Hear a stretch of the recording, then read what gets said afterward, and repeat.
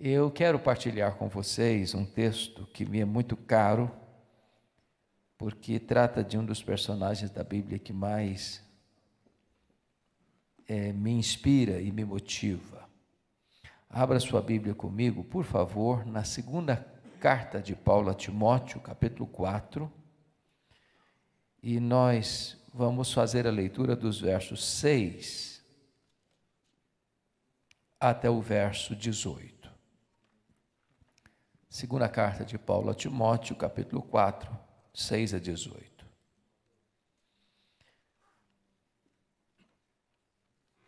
Paulo escreve assim: quanto a mim, já estou sendo oferecido por libação, e o tempo da minha partida é chegado. Combati o bom combate, completei a carreira, guardei a fé. Já agora a coroa da justiça me está guardada, a qual o Senhor reto juiz me dará naquele dia, e não apenas a mim, mas a todos quantos amam a sua vinda. Procura vir ter comigo depressa, porque Demas, tendo amado o presente século, me abandonou e foi para Tessalônica. Crescente foi para a Galácia, Tito para a Dalmácia. Somente Lucas está comigo. Toma contigo Marcos e traze-o, pois me é útil para o ministério. Quanto a Tíquico, mandei-o até Éfeso. Quando vieres, traz a capa que deixei em Troade, na casa de Carpo, bem como os livros, especialmente os pergaminhos. Alexandre, o latoeiro, causou-me muitos males. O Senhor lhe dará paga segundo as suas obras. Tu guarda-te também dele, porque resistiu fortemente às nossas palavras. Na minha primeira defesa, ninguém foi a meu favor, mas todos me abandonaram. Que isso não lhe seja posto em conta. Mas o Senhor me assistiu e me revestiu de forças, para que por meu intermédio a pregação fosse plenamente cumprida e todos os gentios ouvissem, e fui libertado da boca do leão. O Senhor me livrará também de toda obra maligna, e me levará salvo para o seu reino celestial. A Ele glória pelos séculos dos séculos. Amém. Meus amados, todos vocês sabem que Paulo esteve preso 2 vezes em Roma. A primeira prisão nos anos 61, 62, a segunda prisão nos anos 66, 67. Na primeira prisão, Paulo tinha determinadas regalias, ele estava numa espécie de casa alugada, uma espécie de prisão domiciliar. Na segunda prisão, ele foi jogado na masmorra mamertina, um lugar úmido, frio, insalubre, mal cheiroso, de onde as pessoas saíam leprosas ou para o martírio. Na primeira prisão, quem estava por trás orquestrando contra ele eram seus irmãos, os judeus. Na segunda prisão, quem estava por trás, maquinando contra ele, era a pesada máquina do Império Romano. Na primeira prisão, ele orou para sair, pediu oração para sair, e de fato saiu. Na segunda prisão, ele sequer pede oração para sair, porque ao escrever essa carta, ele já estava sentenciado à pena de morte, no corredor da morte, aguardando o dia da sua execução. Na primeira prisão, ele foi preso como um pregador, como um apóstolo. Na segunda prisão, ele foi preso sob a acusação pesada de ser um criminoso, um bandido, um malfeitor. Talvez você pergunte, por que Paulo foi preso pela segunda vez em Roma? O que aconteceu? Eu acho que todos têm ciência disso, que no dia 17 de julho do ano 64, uma tragédia aconteceu. A maior cidade do mundo, a conhecida Cidade Eterna, a capital do Império, Roma, com mais de 1 milhão de habitantes, foi criminosamente incendiada. Não foi um acidente, foi proposital. E Nero, o então imperador, assistia o horrendo espetáculo do alto da torre de Mecenas, vestido de ator, tangendo a sua lira. Ele, certamente, o responsável por aquela tragédia. Aquele incêndio durou 7 noites e 6 dias. de 17 de julho a 24 de julho. Quando o incêndio acabou, a cidade estava muito devastada. Dos 14 bairros de Roma, 10 deles tinham sido atingidos fortemente pelas chamas. Curiosamente, os 4 bairros menos atingidos, densamente povoados por judeus e cristãos, dão a Nero um álibi para botar a culpa do incêndio de Roma nos cristãos. E começa um verdadeiro massacre. Faltou madeira para fazer cruz, tamanha quantidade de crentes crucificados em Roma. Quando não tinha mais madeira, os crentes eram cobertos de piche, queimados vivos, para iluminar as noites de Roma. Nessa conjuntura, Paulo já era o grande líder do cristianismo no Ocidente. E ele começa a ser procurado, caçado, até que botam a mão nele, talvez em Trode, na casa de Carpo. Não deu sequer para pegar seus objetos pessoais, sua capa, seus livros, ou as cópias das escrituras, os pergaminhos. E agora ele é jogado nessa masmorra fétida, úmida, insalubre, de onde as pessoas são leprosas, ou para o martírio, a masmorra mamertina. Talvez você pergunte ainda, o que isso provocou na alma deste velho apóstolo? E ele compartilha conosco o que aconteceu. Confira comigo aí, por favor, capítulo 2, verso 9, desta carta, quando ele diz assim: Timóteo, pelo evangelho eu estou sofrendo até algemas como malfeitor. Irmãos, pensem comigo um pouquinho sobre os fake news da época. Imagine as conversas de bastidores, nas esquinas. Está sabendo a última? Qual? Aquele famoso pregador, aquele apóstolo, aquele homem que viajava pelo mundo afora pregando, fazendo milagres, está preso, é um bandido, é um criminoso, é um malfeitor, estava por trás do incêndio de Roma.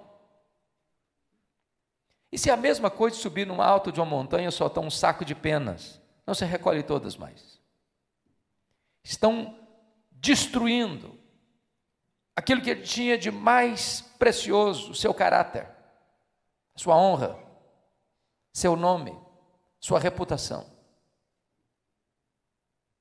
Imagina o estrago que isso produz na alma de um homem, sem poder se defender. O segundo efeito que isso produziu está aí no capítulo 1, versículo 15, confira comigo, quando ele diz assim: Timóteo, estás ciente de que todos os da Ásia me abandonaram. Quem são esses da Ásia? São os frutos do seu ministério, são os seus filhos na fé, são aquelas pessoas que ele ganhou para Cristo em Éfeso, ou indiretamente nas igrejas que foram plantadas por influência do seu ministério, em Esmirna, em Pérgamo, em Tiatira, em Sardes, em Filadélfia, em Laodiceia, em Colossos, em Hierápolis.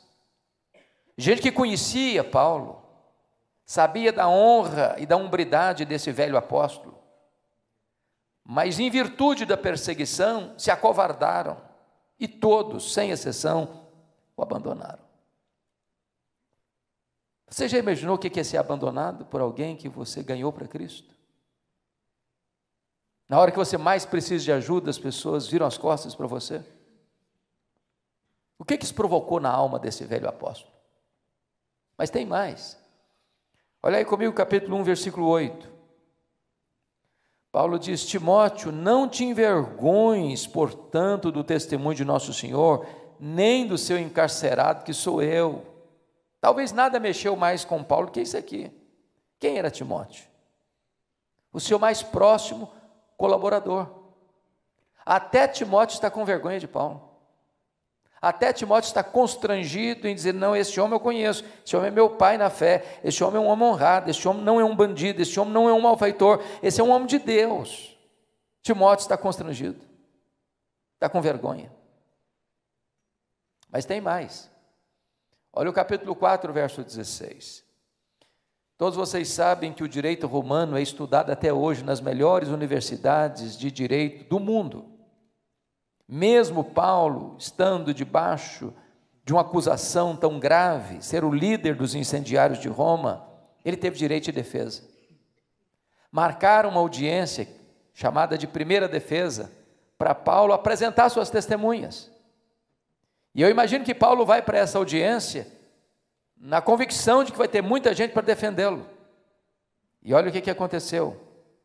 4,16: na minha primeira defesa, ninguém foi a meu favor, antes todos me abandonaram. Paulo foi abandonado à sua própria sorte. As pessoas não compareceram lá, não é porque ficaram em dúvida da data da audiência, não, ou porque o trânsito de Roma estava congestionado, não. Deliberadamente eles não foram lá. Deixaram Paulo, viraram as costas para ele, o abandonaram.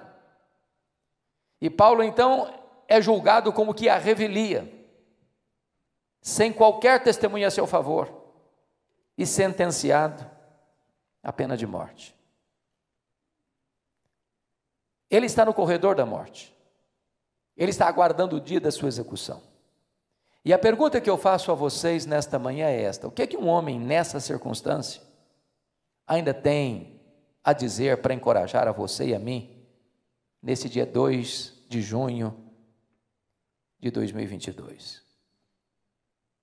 Velho, pobre, doente, cheio de cicatrizes, abandonado, acusado injustamente, condenado à revelia, condenado à pena de morte, no corredor da morte, aguardando o dia da sua execução. O que é que uma pessoa nessa circunstância ainda tem a dizer para nós, para encorajar o nosso coração? Eu gostaria então de repartir com vocês alguns princípios que Paulo vai nos ensinar nesta manhã. O primeiro princípio está no versículo 9, confira comigo. Procura vir ter comigo depressa. O princípio por trás aqui é este: quando a crise chegar, e chega, tenha humildade de pedir ajuda, não fique sozinho. Irmãos amados, gente precisa de Deus, mas gente precisa de gente. Todos nós precisamos de um ombro amigo. Todos nós precisamos de alguém de confiança, para quem nós temos coragem de pedir ajuda e abrir o coração. Nós temos colegas de ministério, mas temos poucos amigos. Amigo é aquele para quem você abre o coração, sem medo de puxar o seu tapete. Amigo é aquele que confronta você em particular e defende você em público. Amigo é aquele que chega quando os outros já se foram. Amigo é aquele que não se aproxima buscando oferir vantagens, mas para oferecer ajuda. Para quem você abre o coração? Quem é a pessoa que você tem liberdade de dizer, na hora do maior aperto da sua vida, corra para cá, eu preciso de você do meu lado, eu preciso de um ombro amigo.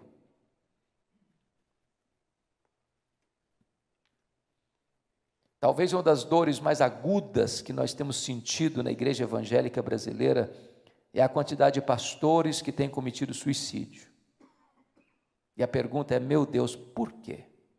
Esse colega não tinha pelo menos um amigo de confiança para abrir o coração, para pedir ajuda, para dizer: corra para cá, venha depressa, eu preciso de você do meu lado. O pastor é alguém que trabalha com multidão, mas vive na solidão. O pastor não é um super-homem, não é um super-crente, não é um super-líder. Ele tem também calcanhar de Aquiles. Ele tem também suas fraquezas, suas limitações, suas dores. Quem é o pastor do pastor? Quem é o amigo do pastor? A quem ele recorre? A quem ele busca? Se gente precisa de Deus, gente precisa de gente. Segundo princípio, está aí no capítulo 10, no versículo 10, quando ele diz: porque Demas, tendo amado o presente século, me abandonou. E o princípio é este: quando alguém decepcionar você, quando alguém abandonar você, não faça registros de mágoas. Gente, no ministério, isso não é exceção, é regra. As pessoas vão nos decepcionar. E nós vamos decepcionar as pessoas. Nós não somos uma pessoa perfeita.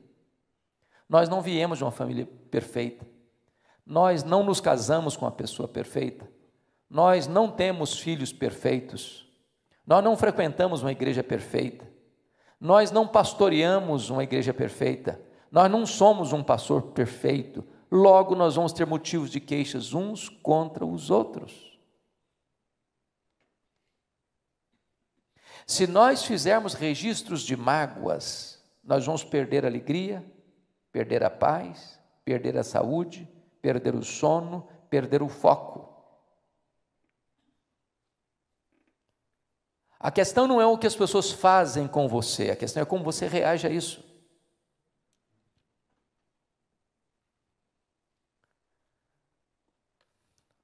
Viktor Frankl, o pai da logoterapia, para mim escreveu um dos livros mais fantásticos, chamado Em Busca de Sentido. Se você não leu, vale a pena ler. É um livreto, vale a pena ler. Em Busca de Sentido. E ele diz que a única coisa que ninguém pode tomar de você é o direito que você tem de fazer suas escolhas. As pessoas podem tirar sua liberdade, seus bens, sua família, sua vida. E ele viveu num campo de concentração, na Polônia, e sobreviveu. Mas ele diz, a única coisa que ninguém pode tirar de você é o direito que você tem de fazer suas escolhas. As pessoas falam mal de você, você fala bem delas.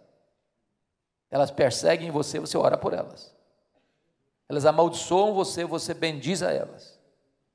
Ninguém pode tomar de você esse direito de fazer essas escolhas. Se alguém abandonar você, e não é fácil ser abandonado por alguém que você ajudou, quando você mais precisa de ajuda, quando você está passando uma situação difícil, precisa de um ombro, e alguém vira as costas, não é fácil. Mas se alguém decepcionar você, põe o pé na estrada e continue caminhando. Se você parar e ruminar essa mágoa, isso vai azedar o seu coração, vai adoecer você, tirar você do foco. O terceiro princípio, meus irmãos, está no versículo 11. Toma contigo Marcos e traze-o, pois me é útil para o ministério. E para mim o princípio que está por trás aqui é este: quando você se lembrar que num dado momento da vida, você foi rude demais com alguém, volte lá, peça perdão, restaure esse relacionamento. Para eu entender o versículo 11, eu tenho que entender mais dois versículos. O primeiro deles é Atos 13:13. Esse Marcos aqui é o João Marcos, primo do Barnabé, auxiliar dos dois missionários quando saíram de Antioquia da Síria, na primeira viagem missionária. Diz a Bíblia que esse Marcos aqui, em Perge da Panfilha, abandona os dois missionários e retorna para a casa da sua mãe em Jerusalém. A pergunta é, por que ele voltou? A Bíblia não responde.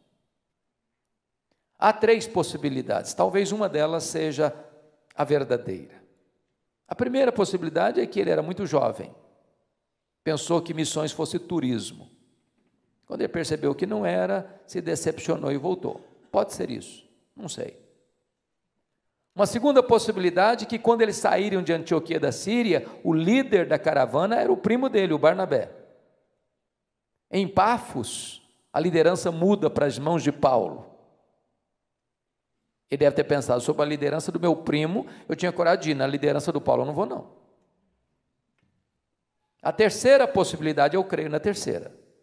Está escrito em Gálatas capítulo 4, que Paulo pregou o evangelho pela primeira vez na Galácia, entenda Galácia do Sul, Antioquia da Pisídia, Icônio, Derbe e Listra, por causa de uma enfermidade física. Pergunta: que enfermidade física era essa? Talvez a mesma que Paulo mencionou em 2 Coríntios 12, 7. Um espinho na carne, mensageiro de Satanás, para lhes bofetear, a fim de que ele não se ensoberbecesse. Notinha de rodapé. O espinho na carne de Paulo veio de Deus ou veio de Satanás? E a resposta categórica é: veio de Deus, é claro. E por que você sabe? Por causa do propósito, para ele não se ensoberbecer. Você tem alguma dúvida que o diabo trabalha 24 horas por dia para fazer de você um pavão? Mas se o espinho na carne veio de Deus, como é que Satanás batia na cara dele com o espinho? Porque este é o papel de Satanás. Quando a providência é carrancuda, e às vezes é, Satanás chega e está vendo aí, você não é pastor? Você não é missionário? Você não está servindo a Deus? Está passando essa magrela toda. Se Deus se importasse mesmo com você, você não estava nessa. Satanás quer jogar na nossa mente a ideia equivocada de que se você é crente, você não pode ter problema. Você não pode ficar doente, você não pode ter problema financeiro, você não pode ter um acidente. Mas Jesus nunca prometeu isso para nós. Ele disse: no mundo tereis aflições, mas tem de bom ânimo. O que ele prometeu está conosco todos os dias até a consumação dos séculos. Dizem os historiadores que essa região onde Marcos foi embora, para a casa da mãe dele, perto da Panfilha, era uma região alagadiça, pantanosa, com forte incidência de malária. E provavelmente Paulo pegou uma malária aqui. Porque não consta a Bíblia que ele saiu de Antioquia doente, mas consta a Bíblia que ele chegou na Galácia do Sul, Antioquia da Pisídia, Icônio, Derbe e Listra, doente. E a malária dava uma dor de cabeça alucinante, afetando inclusive a visão. Talvez seja por isso que os crentes da Galácia queriam arrancar os próprios olhos, se fosse possível, para dá-los a Paulo. Talvez por isso Paulo precisava de um secretário para escrever as suas cartas, e então, no final, ele pegava a pena para escrever a saudação final: vede com que grandes letras eu vos escrevo. Então é provável que esse Marcos deve ter pensado assim: eu estou muito jovem para ficar doente, eu vou voltar para a casa da minha mãe. Mas o segundo texto que eu tenho que entender para compreender esse versículo 11 é Atos 15, 36 a 41. Porque depois do concílio de Jerusalém, Paulo chega para Barnabé e diz: Barnabé, vamos voltar, vamos visitar as igrejas que nós plantamos, vamos fortalecer aqueles irmãos que nós ganhamos para Cristo. O Barnabé disse: vamos, Paulo, só um detalhe, eu estou com vontade de levar meu primo, o Marcos, comigo, com a gente. Paulo respondeu: eu não acho justo levarmos aquele que nos abandonou desde perto da Panfilha. É claro que o Dr. Lucas registrou isso num tom polido, educado. Mas a informação que nós temos em seguida é que houve tal desavença entre os dois que não puderam caminhar juntos mais, por causa do Marcos. Então eu vou tentar parafrasear o que aconteceu. Eu acho que foi mais ou menos o seguinte: Paulo chega para o Barnabé e diz: Barnabé, que bênção foi o concílio de Jerusalém, que decisão clara, decisão lúcida, bíblica, decisão tomada, decisão escrita, decisão comunicada às igrejas. Agora a teologia está boa, agora vamos voltar para a obra missionária. Barnabé disse: ô Paulo, vamos sim, mas você está lembrado do meu primo, o Marcos? Mas é claro, né, Barnabé, que eu estou lembrado do seu primo. Ô Paulo, deixa eu te falar, eu estou com vontade de levá-lo com a gente. Paulo fechou a cara. Você está de brincadeira, né, Barnabé? Não, ele amadureceu. Pois é, comigo ele não vai não. Ô Paulo, ele vai ser útil para nós, comigo ele não vai não. Ô Paulo, você está sendo radical, comigo ele não vai, Barnabé. Paulo, vamos dar uma chance para o rapaz, comigo ele não vai, Barnabé, pronto. Os dois não caminharam juntos mais, por causa do Marcos. Agora, pense comigo se não tivesse um Barnabé na vida do Marcos. Já sentiu-se persona não grata alguma vez? Você já foi rejeitado por alguém alguma vez? Não, no meu jogo, no meu time você não joga não. Na minha equipe pastoral, never. Ó, você não, está arriscado no meu mapa. Errou uma vez, segunda não erra comigo não. Está fora.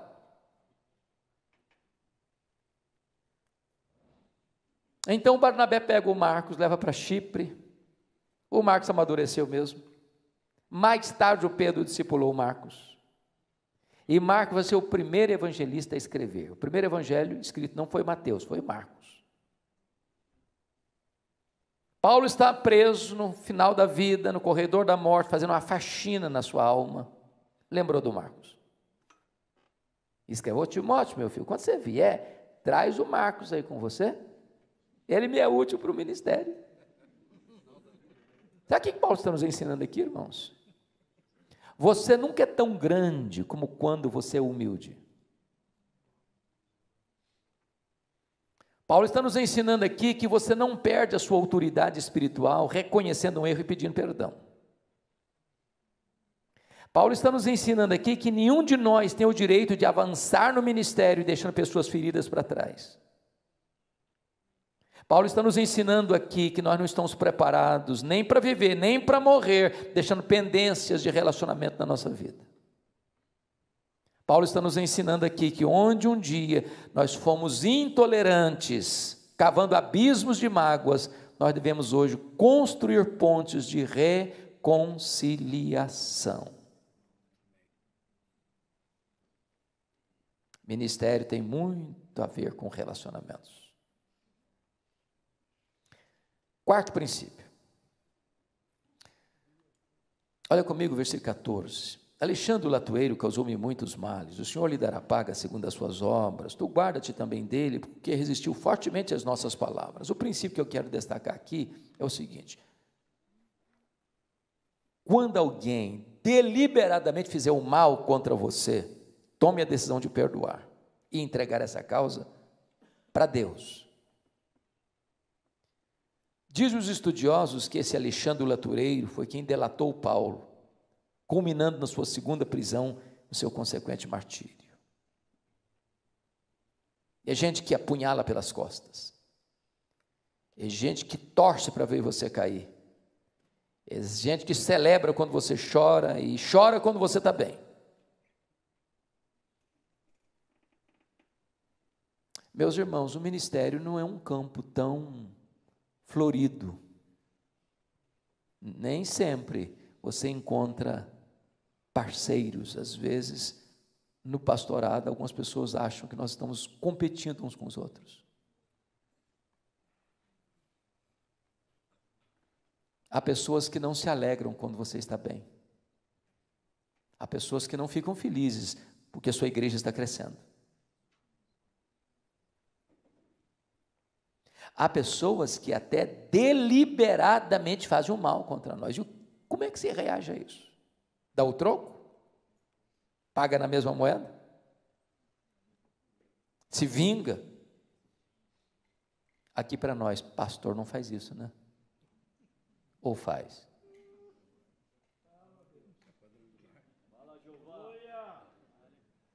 Você diz: fulano, eu não vou fazer não, mas o seu dia vai chegar. E quando o seu dia chegar, minha vitória vai ter sabor de mel. Nosso papel, meus amados irmãos, não é dar o troco. Nosso papel é perdoar e entregar essa causa para Deus. Nós não sabemos fazer isso. Perdoar não é coisa fácil, mas é necessário. Não tem ministério sem perdão, irmãos, não tem. Porque não tem ministério sem frustração. Também não tem. Talvez a dor mais aguda, dentre tantas que já senti na vida, ocorreu no dia 2 de agosto de 1982, quando eu começava o meu pastorado. No dia 1º de agosto, meu irmão, acima de mim, eu sou o caçula, tinha completado 27 anos. Um jovem alegre, vibrante, feliz.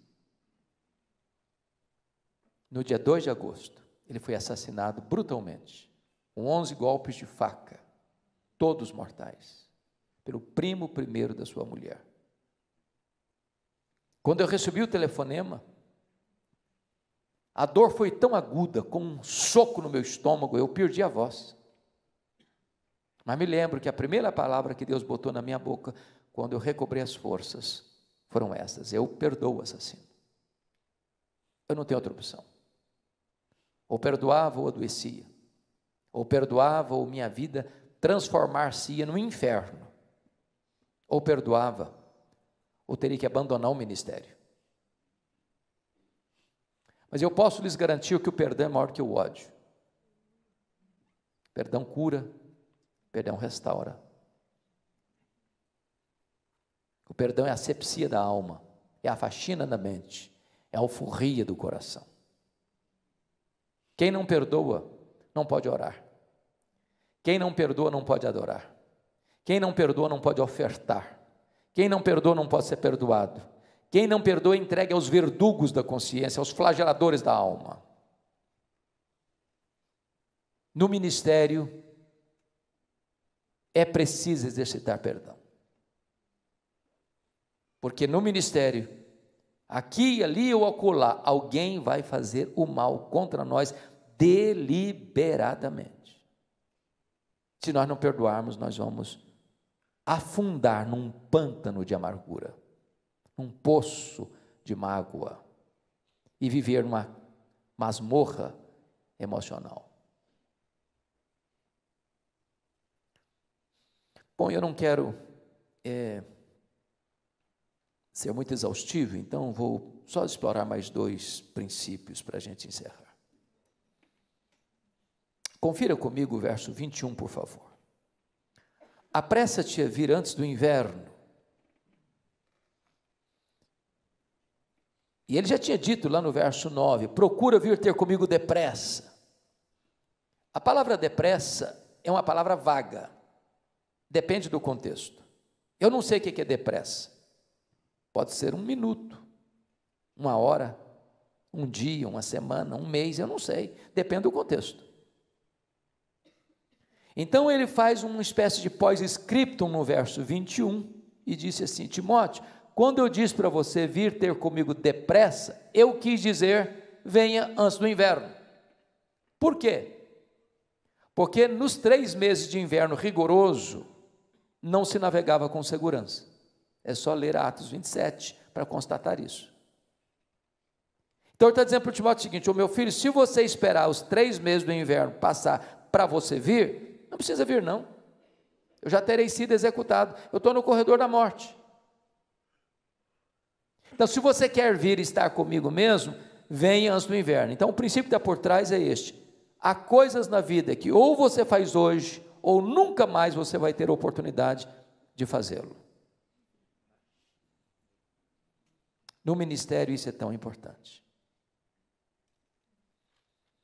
Há poucos dias, pastor Silas, eu fui informado de uma pessoa muito conhecida minha, e o pastor muito conhecido também. Uma ovelha ligou para o pastor, disse assim: pastor, eu queria pedir ao senhor, para o senhor ir visitar meu avô, ele foi hospitalizado agora, e ele está muito mal, e muito aflito, e pediu com muita insistência para o senhor ir lá orar com ele. O pastor respondeu: agora eu não posso não, amanhã cedo eu vou. Ô pastor, mas ele está precisando tanto, o senhor vai lá falar com ele e orar por ele. Hoje eu não vou não, amanhã cedo eu vou. No dia seguinte, bem cedo, o pastor pegou o telefonema, ligou para o ovelha, disse: em que quarto mesmo, em que CTI ele está mesmo? Ô pastor, não precisa ir mais não, ele faleceu nessa noite. E eu imagino, me colocando no lugar desse pastor, que o mundo teria desabado sobre a minha cabeça. Há coisas que você não pode esperar. Ou você faz hoje, ou você não vai ter chance de fazer mais. Se Timóteo tivesse esperado os 3 meses de inverno passar para ir, e chegaria lá e falaria: cadê o Paulo? Não, Paulo não está mais aqui não, já foi executado.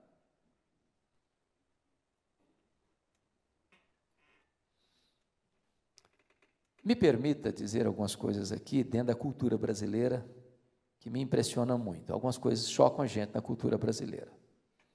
Eu brinquei há poucos dias que acho que muitos de vocês aqui são pastor raiz. Eu sou daquele tempo que os funerais às vezes aconteciam no templo e passava a noite no velório. E o pastorzão, você está lá junto, jovem ainda, né? Você roda a noite toda com a família. Aí no outro dia você toma um banho, está novão de novo. Mas uma das coisas que mais me chocaram e me chocam até hoje é que eu não conheço ninguém que receba mais elogios do que defunto. É uma rasgação de seda em cima do caixão que não tem mais jeito. E às vezes o que me incomodava era pensar, meu Deus, será que essa pessoa, quando estava viva, escutou algum desses elogios? Porque elogiou um defunto, ele não fica feliz com isso, não. Ele não fica nem animado. Ele nem esboça um sorriso. E se levantar para te dar um abraço, você corre.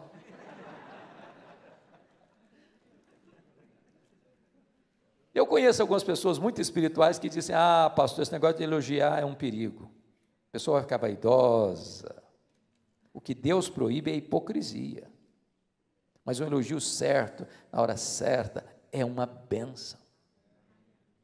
A Bíblia está cheia de elogios.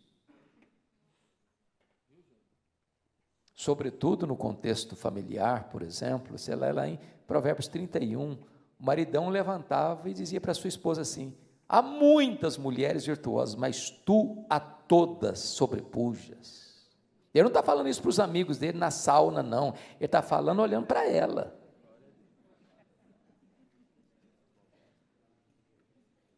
Qual foi a última vez que você elogiou sua mulher, seu marido, seu pastor, o líder que ajuda você no ministério?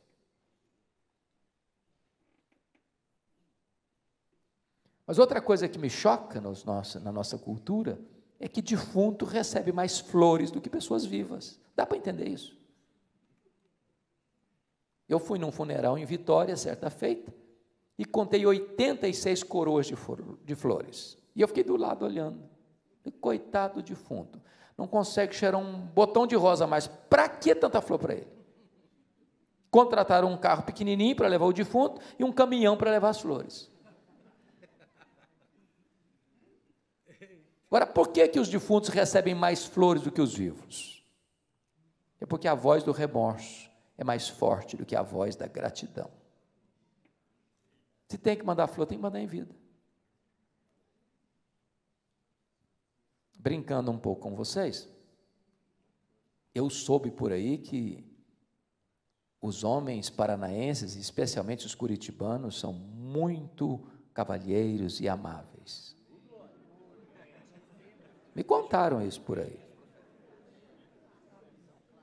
Dizem que jamais deixam em brancas nuvens o aniversário da esposa, sem levar um buquê de flores, aniversário de casamento. Dizem que é assim que acontece por aqui.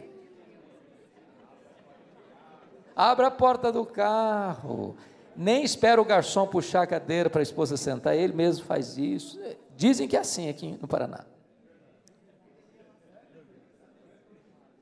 Mas é provável que também haja alguma raríssima exceção de um marido pão duro, que nunca deu um buquê de flores para a esposa. Eu acho que não devo ter ninguém aqui entre nós. Mas me permita dizer a você, querida irmã, se esse é o seu raríssimo caso, se você for na frente, se você for na frente, e por ir na frente eu quero dizer você morrer primeiro, você que nunca ganhou um buquê vai ganhar uma coroa grande, e o cara nem vai pedir desconto na floricultura.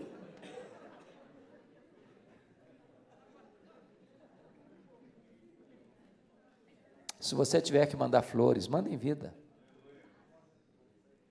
Aliás, uma boa sugestão para os maridos aí, passar na floricultura antes de chegar em casa. Surpreender a esposa. Procura vir ter comigo depressa, mas venha antes do inverno. Finalmente, veja o versículo 18, a parte B. A Ele glória pelos séculos dos séculos. Amém. E para mim o princípio é este: a melhor maneira de você encerrar o ministério e fechar as cortinas da vida é dando a Jesus toda a glória que Ele merece. Não a nós, Senhor, não a nós, mas ao Teu nome, da glória.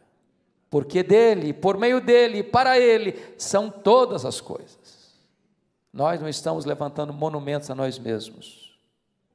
Toda a glória dada ao homem é glória vazia, é vanglória, é idolatria, é abominação para Deus, porque Deus não divide a sua glória com ninguém.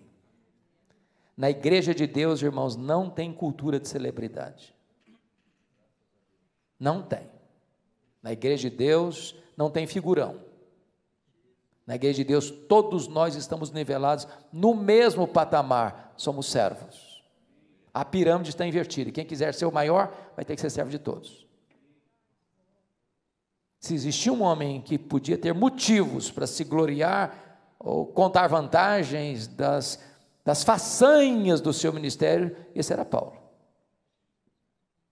E a última palavra dele, antes de botar o amém final na vida e fechar as cortinas, foram essas: a Ele, ao Senhor Jesus, glória pelos séculos dos séculos. Que maneira sublime de encerrar a carreira. Mas agora, nos versos 6 a 8, eu serei muito breve na análise, ele está no corredor da morte e vai fazer uma avaliação, porque uma das coisas importantes do ministério é parar para avaliar. Não é verdade? A gente não pode caminhar para a vida sem reflexão. Tem que parar, tem que avaliar. E em primeiro lugar ele avalia o passado no verso 7. Todos os verbos estão no pretérito perfeito. Combati o bom combate, completei a carreira, guardei a fé. Então, a minha vida foi um combate, um bom combate. Me permita, como pastor de cabecinha branca, lhes dar um conselho. Quando a gente é jovem, a gente entra em determinados combates desnecessários. O resultado é zero, para não dizer que às vezes é negativo. Então, se o combate não é bom, não entra nele, não. Não gasta energia, não. Não entra em bola dividida, não. Mas se o combate é bom, lute, entre nele. Combati o bom combate. Não larga a obra no meio do caminho, não. Complete a sua carreira. No meio de tantas vozes difusas, tantos ventos de doutrinas, mantenha-se íntegro e guarde a fé. Não escute a voz da sereia. Mantenha-se firme nas Escrituras. Permaneça no Evangelho. No verso 6, ele vai fazer uma avaliação do presente. E diz: ô Timóteo, quanto a mim já estou sendo oferecido por libação, e o tempo da minha partida é chegado. Sabe o que ele está dizendo? Ô Timóteo, Roma vai me matar. Mas não é Roma que vai me matar não, Timóteo, eu que vou me entregar. E não vou me entregar para Roma também não, vou me entregar para Deus, como oferta de libação ao Senhor. E tem mais, não vou morrer também não, eu vou partir. Porque a palavra partida é um eufemismo para a morte. E essa palavra no grego tinha 3 significados. Primeiro, partir significava tirar o fardo das costas de alguém. Sabe o que é morrer para um crente? Apocalipse 14, 13, descansar das suas fadigas. Segundo, a palavra partida no grego significa desatar um bote para atravessar para o outro lado do rio. Sabe o que é morrer para um crente? Fazer a última viagem rumo à pátria celestial. Terceiro, a palavra partida significa afrouxar as estacas de uma barraca, levantar acampamento e ir para sua casa permanente. Sabe o que é morrer para um crente? É mudar de endereço, é ir para a casa do Pai. Paulo não está com medo de morrer, porque sabe em quem tem crido, está para onde está indo. Mas agora Paulo vai fazer uma avaliação do futuro no verso 8. Já agora a coroa da justiça me está guardada, a qual o Senhor reto juiz me dará naquele dia, não apenas a mim, mas a todos quantos amam a sua vinda. O que está dizendo para Timóteo é o seguinte: ô Timóteo, o juiz de Roma me condenou à pena de morte, me considerou culpado. Mas isso não me importa não, Timóteo. O que me importa de fato é que o reto juiz, diante de quem eu e todos terão que comparecer, já me justificou. Eu já não tenho mais nenhuma condenação, estou quites com a lei de Deus, estou quites com a justiça de Deus. Então, Timóteo, eu estou indo receber a coroa da justiça. E desta maneira, ele é levado para ser executado. Sua cabeça é decepada. Tomba na terra como um mártir, mas é recebido no céu como um príncipe. E nessas circunstâncias tão carrancudas, esse homem tem autoridade de se levantar das páginas das Escrituras e dizer para você e para mim, nesta manhã: sede meus imitadores, como eu sou de Cristo. Amém. Vamos orar? Vamos ficar em pé?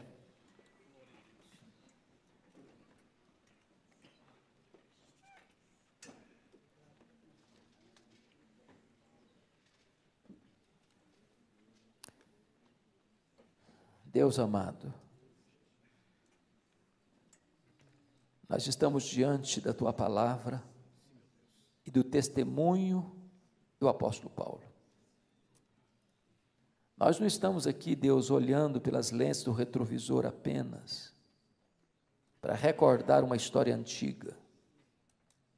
Nós estamos diante da Tua face, com as nossas lutas, com as nossas dores, com os nossos sonhos, com as nossas expectativas, com as nossas necessidades, precisando de que Tu nos visites nesta manhã, com graça, com poder. Ó Deus, em nome de Jesus, restaura a nossa sorte, reaviva, ó Deus, o amor pelo ministério em nosso coração. Traz diante de nós a sublimidade que é sermos ministros da reconciliação, sermos embaixadores do Rei dos Reis, de sermos, meu Deus, portadores da melhor e maior notícia que esse mundo pode ouvir. Reaviva o dom que Tu nos deste, ó Senhor.